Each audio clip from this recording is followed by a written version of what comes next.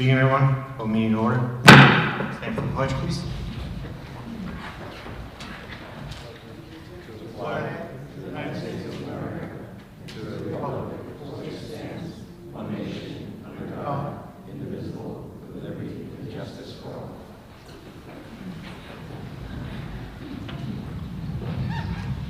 Board President to advise members of the audience that they may address the board regarding agenda items after the superintendent's report. Only those members whose names and addresses are listed on the sign sheet available prior to the start of the meeting will be recognized during the visit.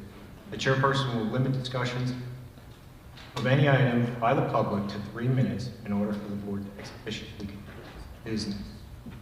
I'm going to turn to Mr. Mann. At this time, I'd like to ask Mr. Bernard up to the microphone and for the first introduction. Thank you, Mr. Manzo. Thank you, Board of Education. My pleasure to be here this evening to welcome our students, the cast of Mean Girls. They're going to be doing a small number. Welcome. I'm sure you've seen these posted all over the place and have been getting the messages on Parent Square, but I'm going to post this at the exit door so you can scan the QR code. There are tickets that are still available for our shows. It's tomorrow night, Friday night, and matinee on Saturday. This time I'd like to introduce Director of Music and Art, Dr. Robert Waterworth. Thank you, Mr. Bernard. Thank you. Like Mr. Bernard just said, this weekend is going to be fantastic, and I can't be more blessed to have an amazing music team at the high school. And the students are fantastic, and we have a live pit, we have live music, we have everything is real, and it's done by the students because we have an awesome music team that fosters student leadership, and it's just so wonderful. So I want to thank Ms. Affelt for taking the night off tonight to come here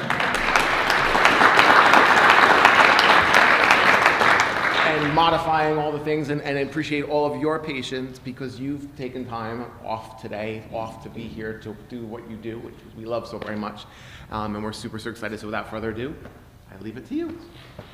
Thank you.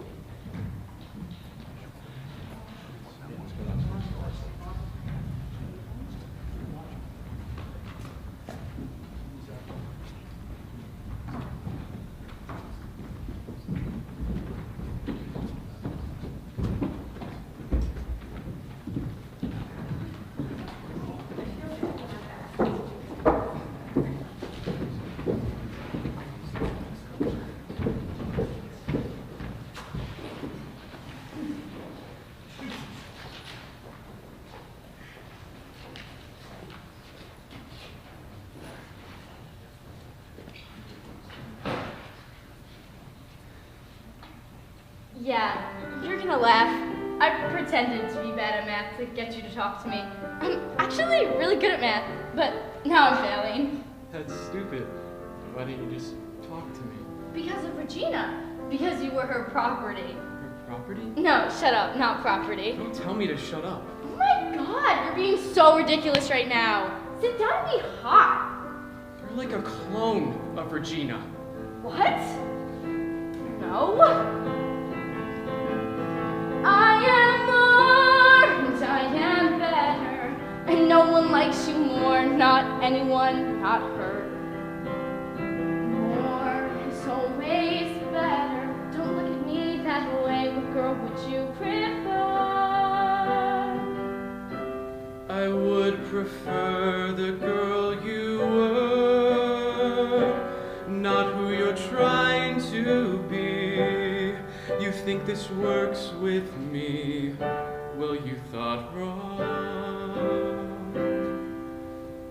Looking at this place, I see you trying to erase what is best about yourself just to belong.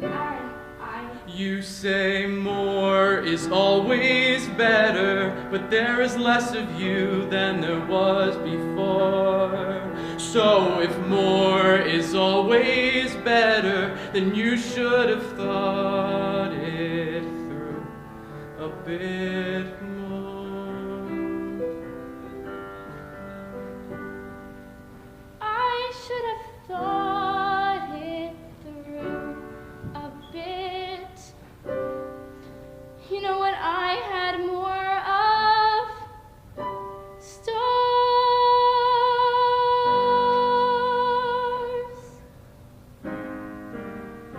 when I first moved here, I wanted you all to like me so bad. I thought I had to change myself to be good enough. We all do that sometimes, I think. But looking at you guys from up here, I wish you could see it. You're awesome.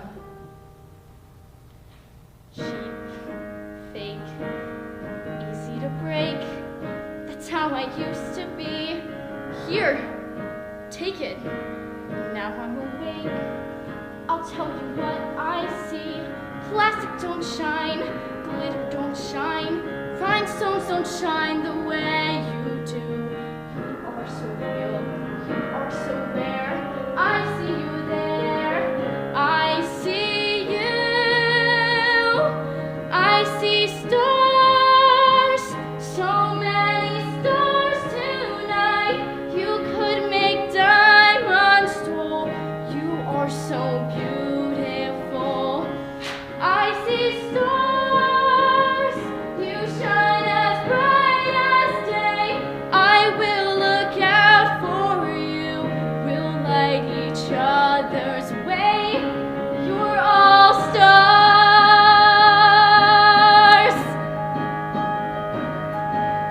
See, I went low, not high. That was my problem, mine. Don't be frightened like me. The darker the night, the brighter you shine. Plastic don't shine, glitter don't shine, rhinestones don't shine the way you do. You are on fire, you can rise higher, up in the sky. Enjoy the view.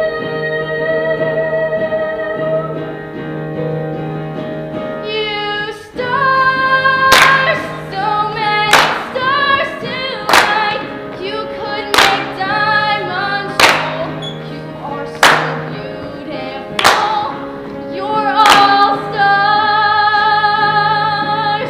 You are real, and you are rare. I want to say, I see you there.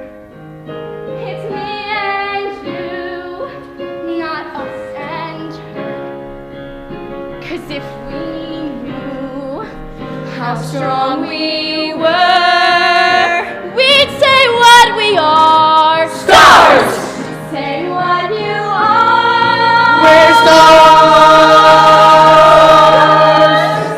I see stars, so many stars tonight. We could make diamonds dull. We are so beautiful. I see stars, we shine as bright as day. I will look out for you, we'll light each other's way. We are so real, we are so rare. We'll see you there, we see you. We're all stars, we're all stars. So many stars, stars.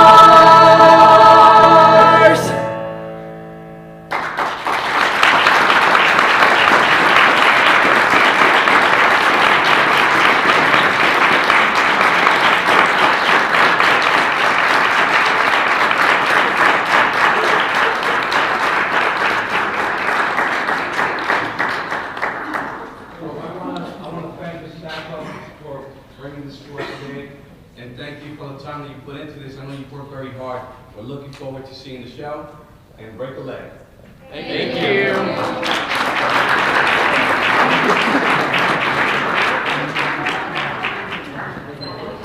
Yeah,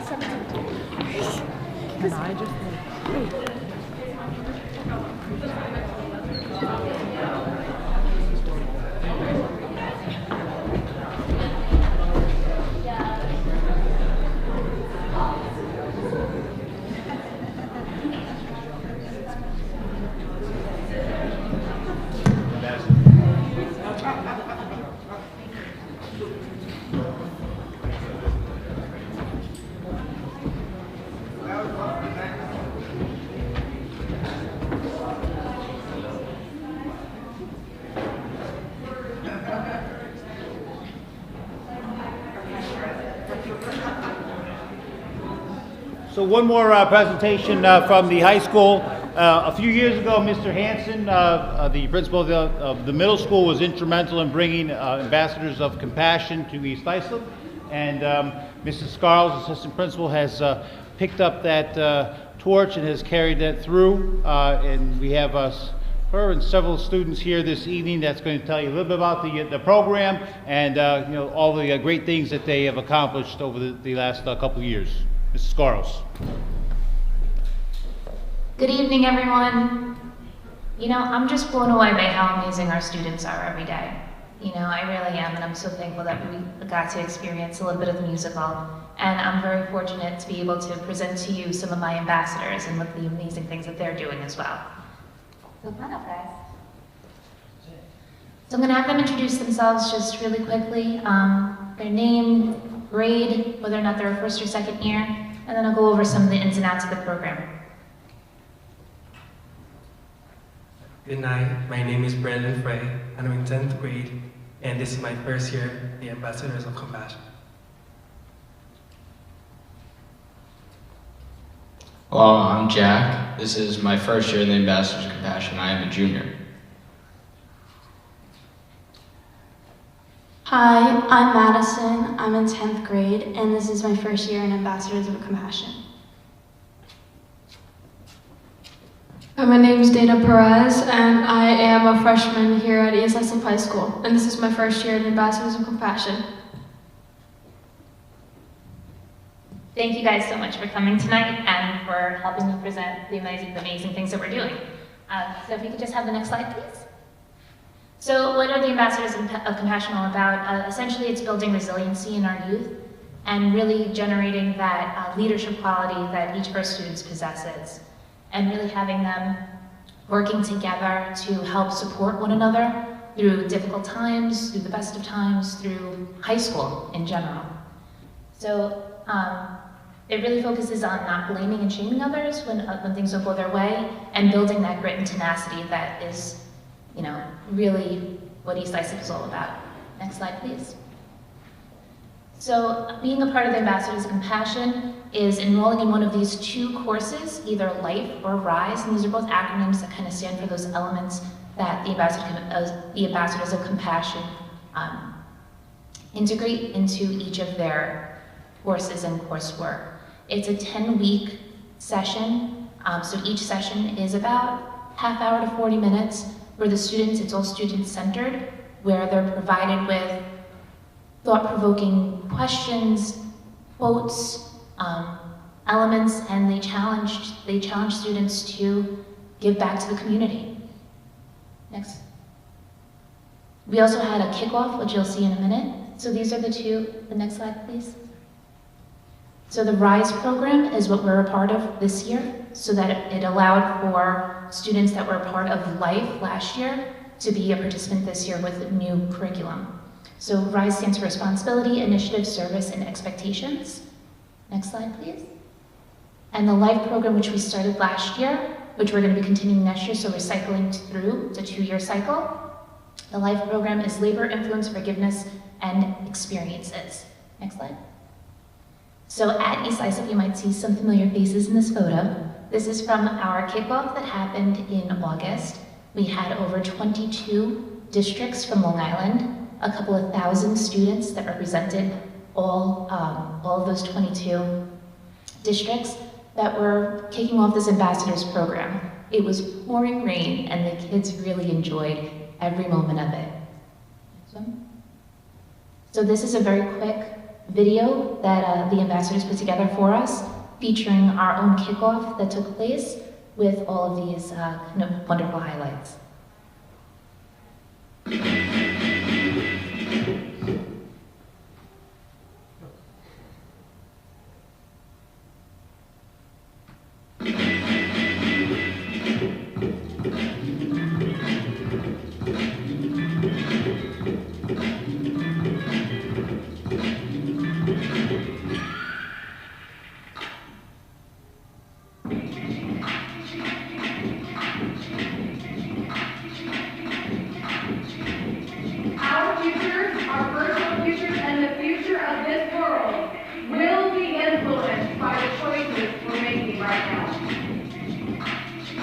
ambassadors of compassion journey really is about taking something that isn't perfect, dealing with it in the right, positive way. It's not about what happens to you, it's about how you handle it. Anything you got inside of this remind you is going to be super difficult. You're going to experience setbacks, you're going to experience adversity, but as long as you fight through it, you will be successful.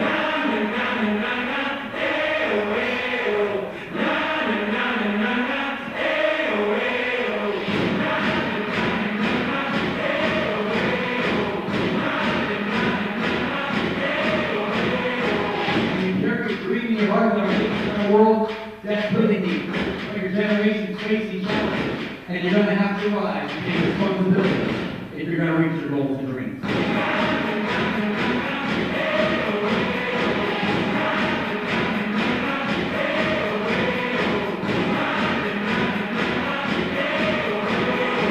gotta keep on fighting. You gotta be your biggest influencer to yourself. I'm here to tell you guys, I'm an ambassador to Jackson. I love you guys. If I can do it, you guys can do it.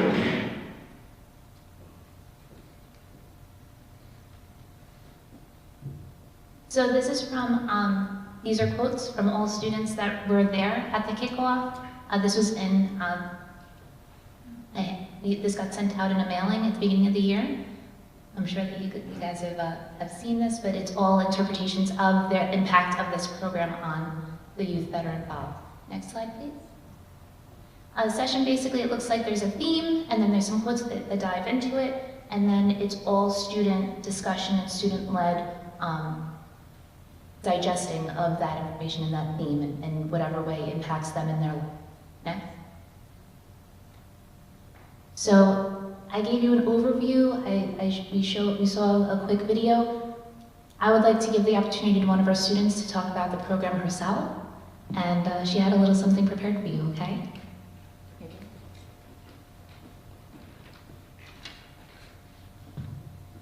Hi, my name is Dana Perez, and I am a freshman at the Islip High School, and this is my first year in the Ambassadors of Compassion program. And so far, from what I've been in this program, I've been really liking it a lot. And the reason why is because, being in this program helped me, take the responsibility for my actions in order to achieve my goals and dreams. This program also teaches all of us how to take initiative by helping others and ourselves in a healthy way that'll help us get in the right direction. And being in this program helps us to be more resilient and overcome any obstacle and succeeding through the many challenges we face every day. This program also brings us together not just to be part of our community, but to be there for our community when we're needed, working hard and being there for others.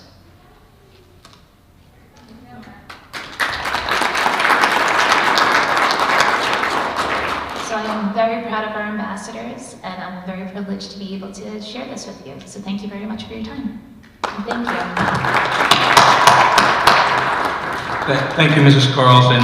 Thank you to our students for really taking on the leadership role that we need here in our district, and we're looking forward to seeing everything you will be sharing with the rest of our student body. Thank you.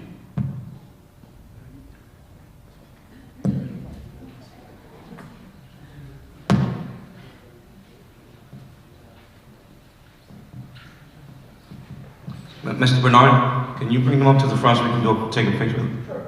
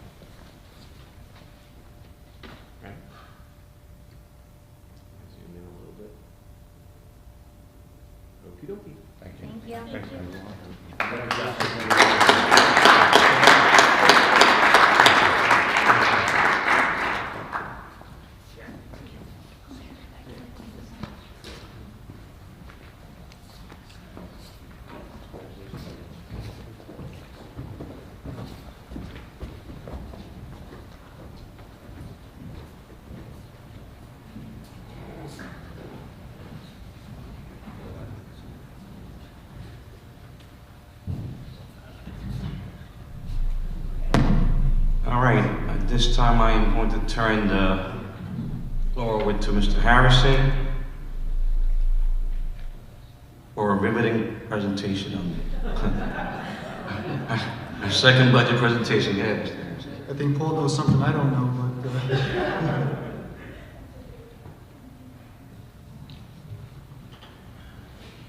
okay, once again, thank you to the Board of Ed, administration, cabinet, my colleagues in the field, as well as my staff to get us to the point of presenting the second draft of the budget. So, between the first draft and the second draft, we've been asked to look at what would the budget look like if we lower the proposed tax levy from 3.48% to 1.5%. And as this picture shows here, it's a balancing act. So if we're having less revenue, the difference has to be made up by either decreasing expenses or increasing reserve spending. So the combination of that happened to get us to the second draft of the budget. So the agenda is the same as it was previously. We're now on the third draft of the revenue budget and the second draft of the appropriations budget. So in addition to that, we'll be discussing the capital reserve proposition that's going to be on the ballot in May. So unfortunately, there is no new news from the governor's budget. We're not yet sure whether or not the foundation aid is going to be restored. As you can see, there's a $3.2 million decrease in foundation aid. And a couple of slides later, I'll explain why that decrease is in place. I'd like to call your attention to building aid, which is going down almost $1 million. This is not unexpected. This is the result of prior bond project state aid cycle being running out at the end of this year, causing a $1 million decrease. In addition, as you can see here, UPK funding is staying the same. It's going to fund 178 spots for next year. And then one other thing I'd like to point out, what looks to be an increase in public excess high cost aid is really not an increase. Rather, it's a timing difference where not all the state aid, the excess cost paperwork being filed from the previous year. So right now, that number of $4,581 is actually closer to $600,000. So there's not going to be this increase that's being reflected of $679,000. So really, the decrease in state aid is closer to $4 million going into next year.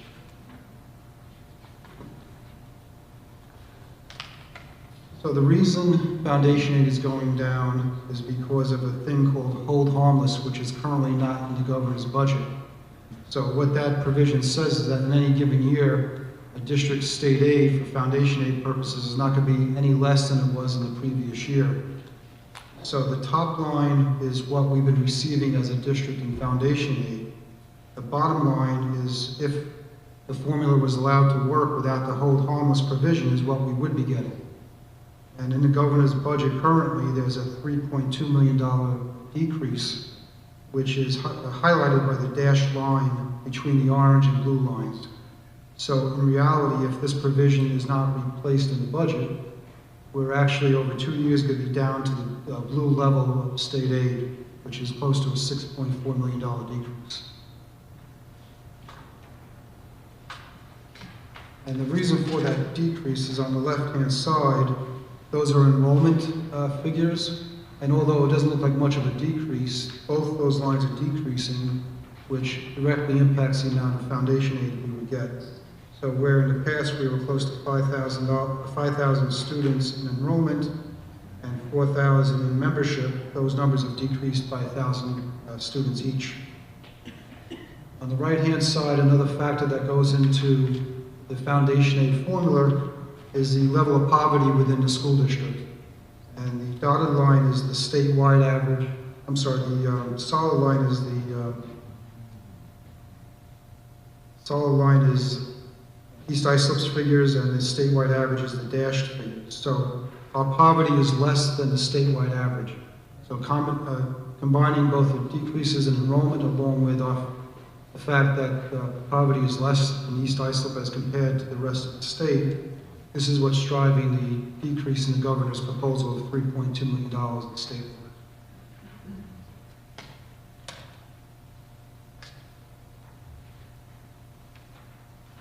This is a chart depicting our tax cap levy calculation, and the maximum allowable levy is 3.48% increase over the current year, which is this year, which would have increased taxes by $2.6 million to $77.3 million.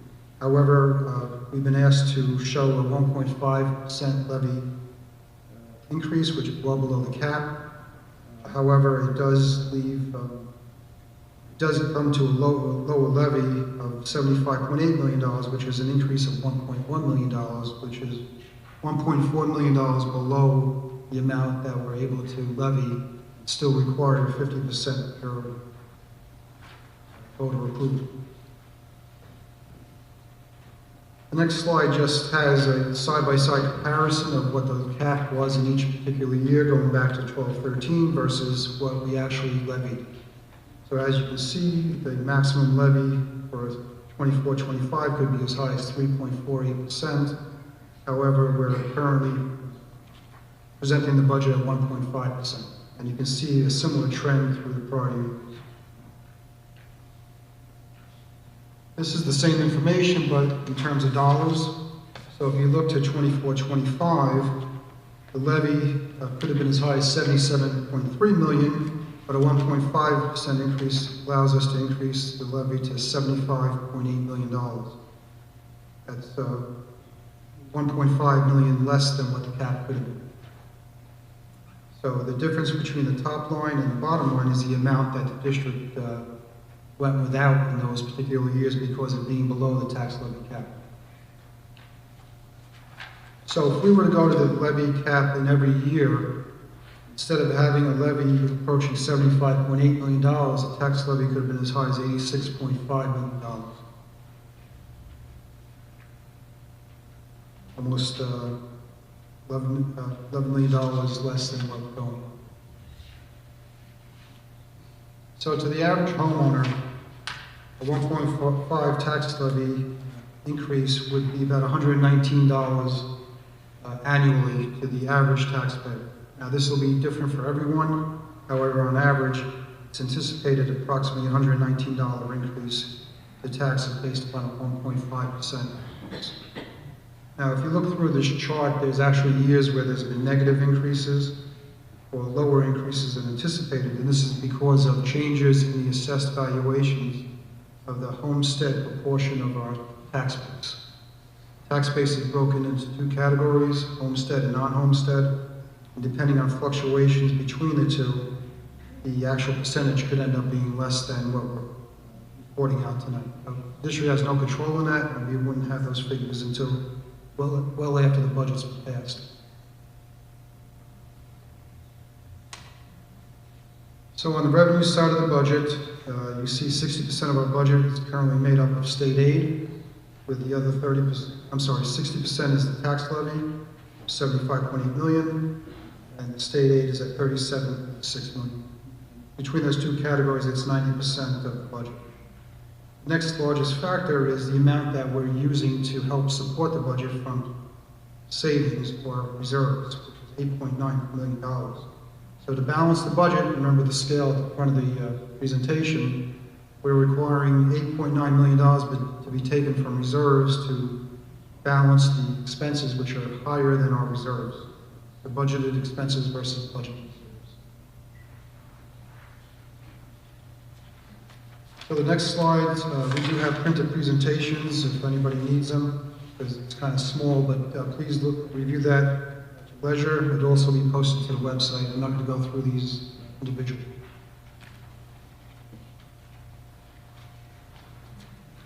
So what's changed between the first and second draft of the budget?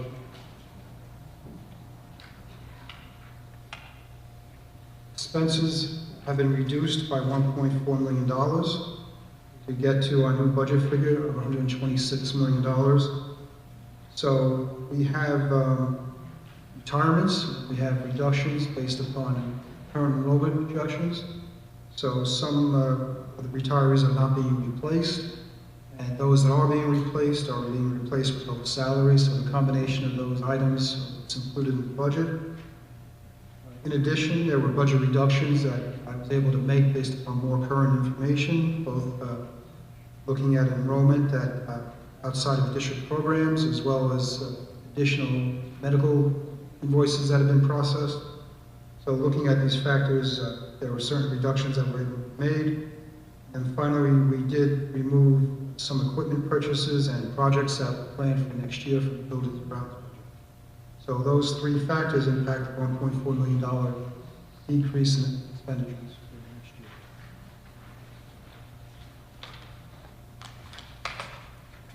So all these slides that we've seen in the past do incorporate these decreases that we talked about. So just to highlight some of the items, as you can see, salary and benefits are slated to go up 2.07%, which is driven primarily by employee benefits. Some of the items, if you look in the instructional line, the decrease there is a combination of an increase in contractual obligations offset by the retirees that we spoke about. Same thing with teacher assistants. We have a newer staff at lower salaries. And we also have some support area decreases.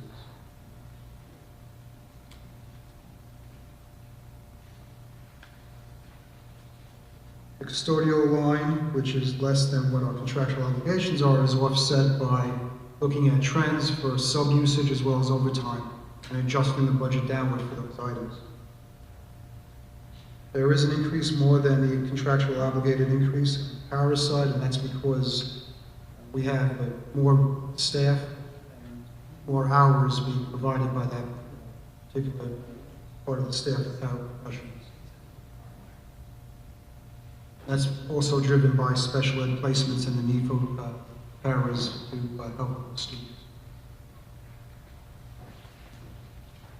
So the rest of the budget, as you can see here, is going down almost 5%. And overall, the budget increase is currently at $292,000 or 0.23. So essentially, we have a flat budget.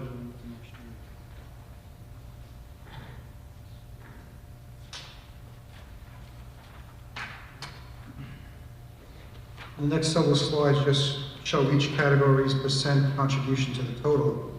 So, as we would expect, salary and benefits represent 75% of the total budget. And then that's broken down between employee benefits and staff. And on the next slide, it shows you the other smaller categories, which represent the other 25% of the budget.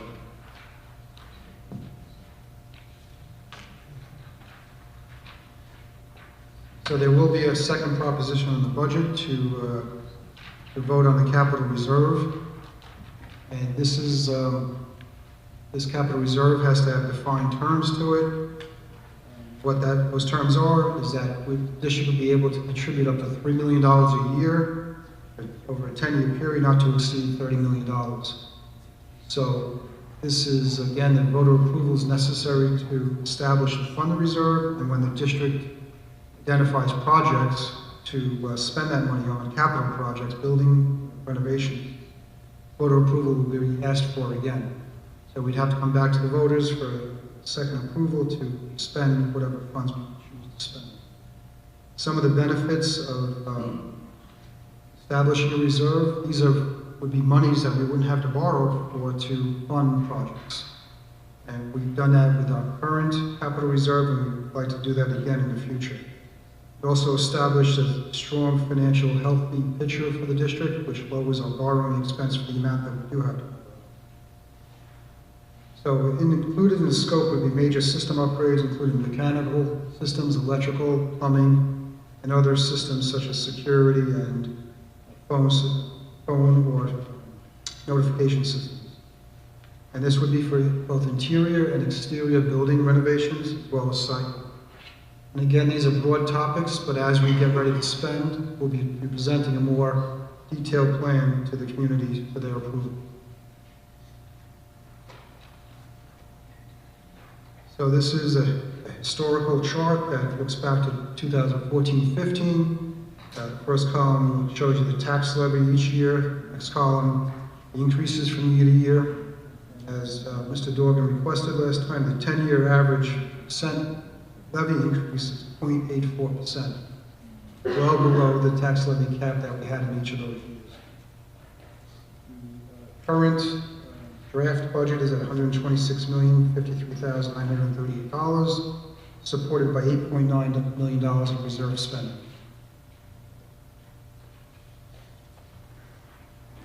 So the next budget presentation would also be our budget adoption date on April 16th. We have a mandatory required hearing on May 7th at 7 o'clock, and culminating in the May 21st budget vote and election from 6 a.m. to 9 p.m. in this building. So at this point, I'd like to open up to questions from the Board of Ed.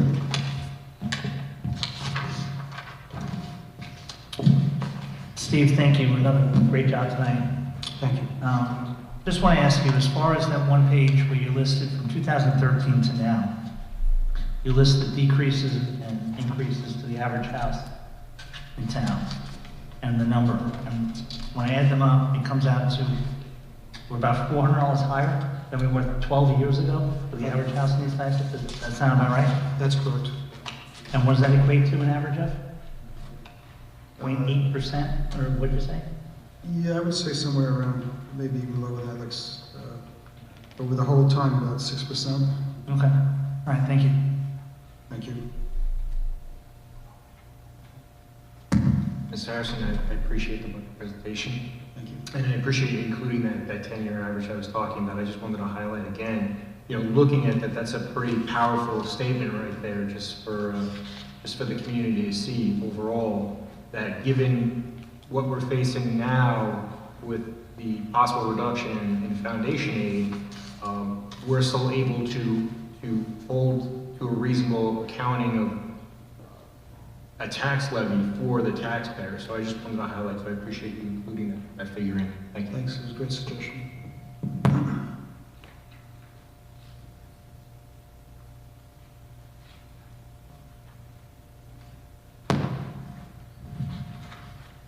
That's all I have.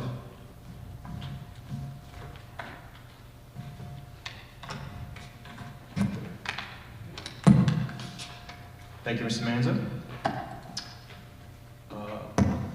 Public comments on agenda items only. Do we have any public comments on agenda items?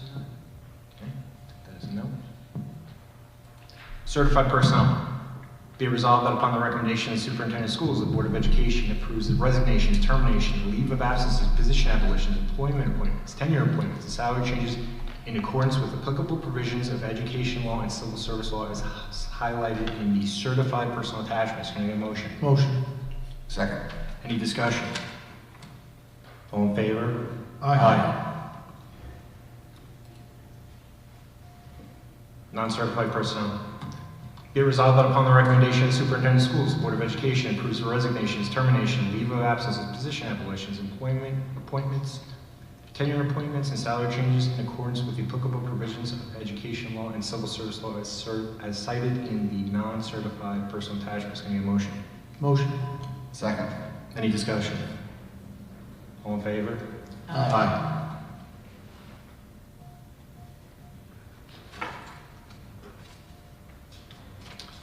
Items to be removed from the consent agenda items. Anybody want anything removed from the consent agenda items? Okay. Consent agenda items 8.1 through 8.10. Be it resolved that upon the recommendation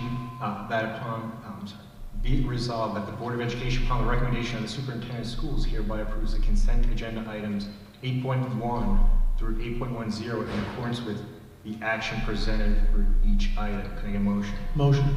Second. Any discussion? All in favor? Aye.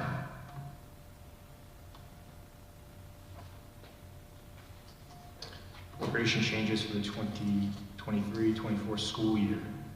Be it resolved that upon the recommendation of the superintendent of schools, the Board of Education approve the attached list of appropriation changes for the 2023-24 school year. Can I get a motion? Motion. Second. Any discussion? All in favor? Aye. Old business, anyone have any old business? Okay. New business, anybody have any new business? Yes, I just want to say that I participated in the RCK's Career Day yesterday, and it was a great experience for me, the kids. Great job by Ms. Wilson, Ms. Jones, the guidance department. I think the fifth graders got a lot out of it. They got to go to different tables with different professions, and they gave us questions. Most of them were, how much do you guys make? And which is difficult for me to say, but I think they got it was a great thing seeing the STEAM program at the fifth grade level and what they're doing, and just the opportunities for these kids to speak to professionals and just get an idea. Of course, most of the kids didn't know what they wanted to do in life, like I didn't until I was in college, but it was just a great experience, and I really appreciate the staff at RCK and everybody involved for the program. So I just wanted to mention that we had some talent shows that happened throughout the district in the past few weeks at the elementary level. I did attend RCK's talent show. I found it very, very entertaining.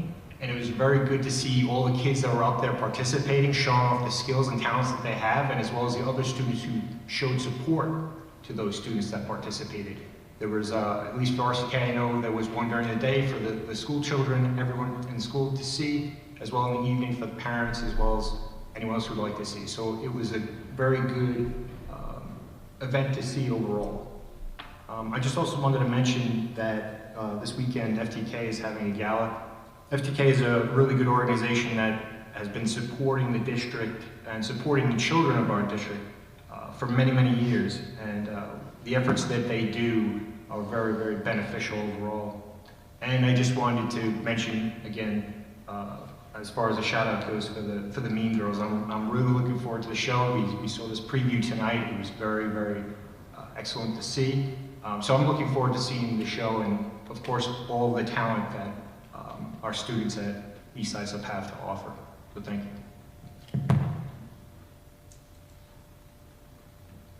Okay. Public comments?